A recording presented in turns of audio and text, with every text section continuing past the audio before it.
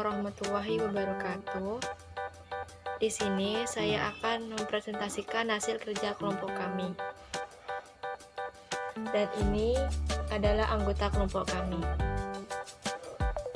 Sebelumnya, perkenalkan nama saya Rina Dwi Wahyu Ilaina, NIM 2008 031 020 24.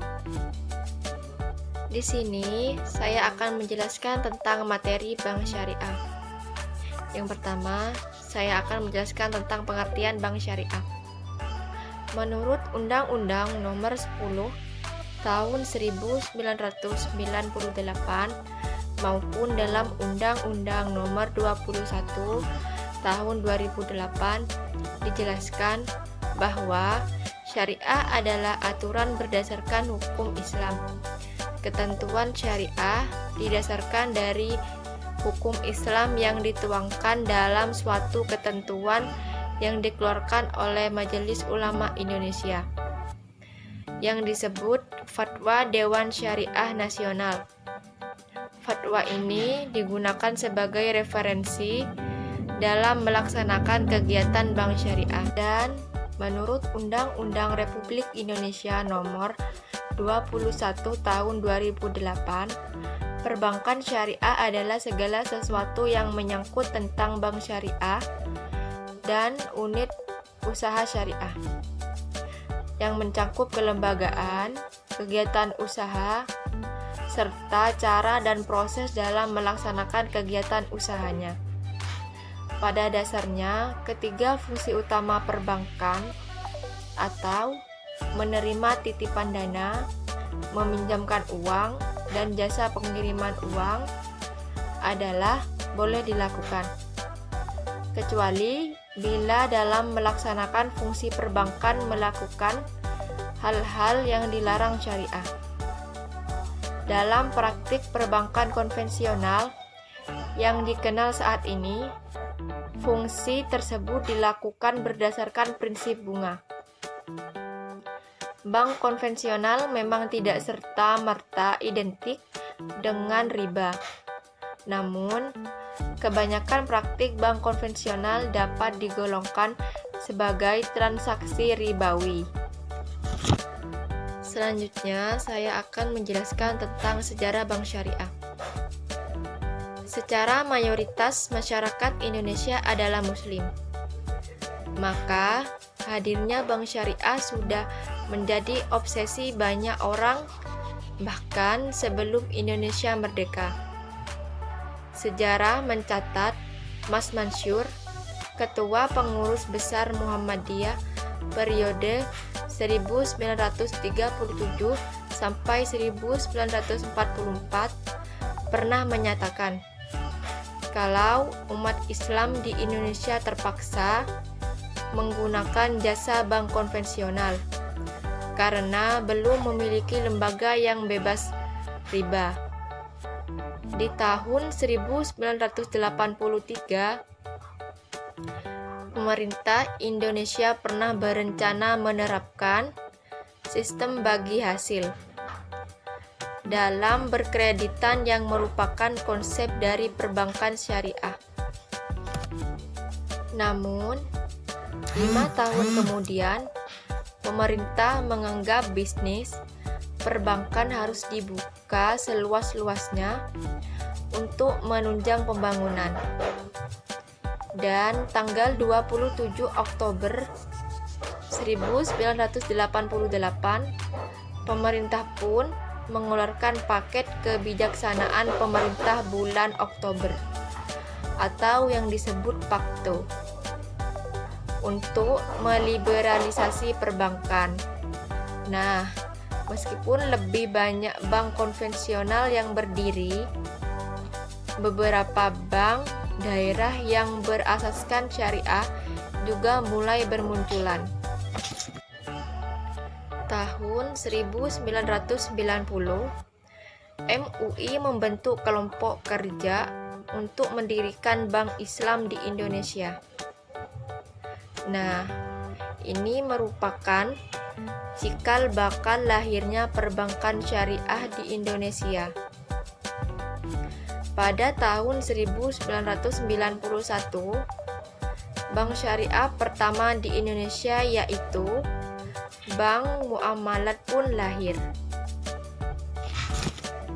Selanjutnya, saya akan menjelaskan tentang prinsip bank syariah. Beberapa prinsip atau hukum yang dianut oleh bank syariah, yaitu yang pertama, pemberi dana wajib untuk berbagi keuntungan dan kerugian sebagai akibat hasil usaha institusi yang meminjamkan dana. Yang kedua, Islam melarang konsep menghasilkan uang dari uang. Uang hanyalah media pertukaran dan bukan komoditas karena tidak memiliki nilai intrinsik. Yang ketiga, unsur gharar atau ketidakpastian tidak diperbolehkan.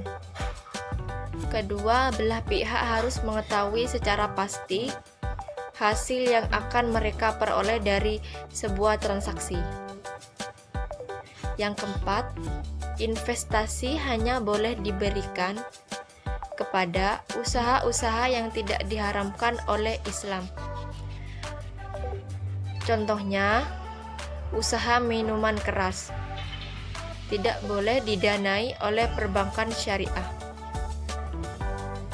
Dan yang terakhir, yang kelima adalah pembayaran terhadap pinjaman dengan nilai yang berbeda dari nilai pinjaman dengan nilai ditentukan sebelumnya tidak diperkenankan.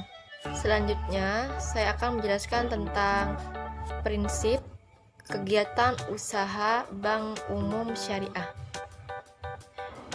Berdasarkan pasal 18 Undang-Undang Nomor 21 Tahun 2008 mengatakan bahwa bank syariah terdiri atas bank umum syariah dan bank pembiayaan rakyat syariah.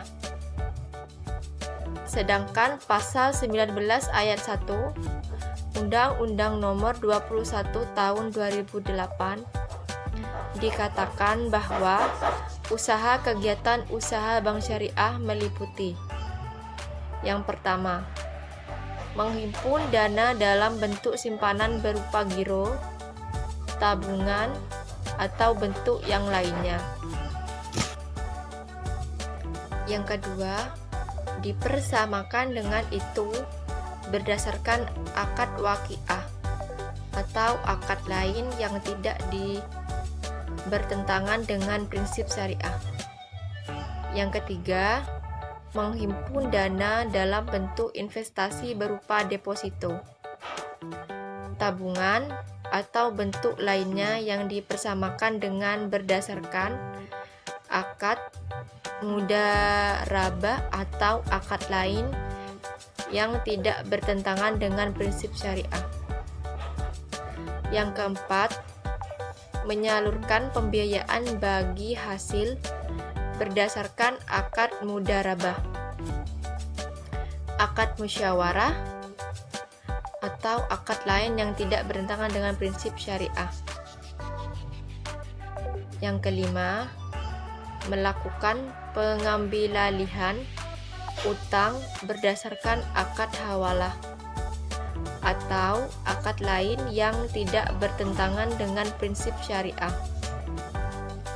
Yang keenam dan yang terakhir adalah melakukan usaha debit, kredit, dan atau kartu pembiayaan berdasarkan prinsip syariah.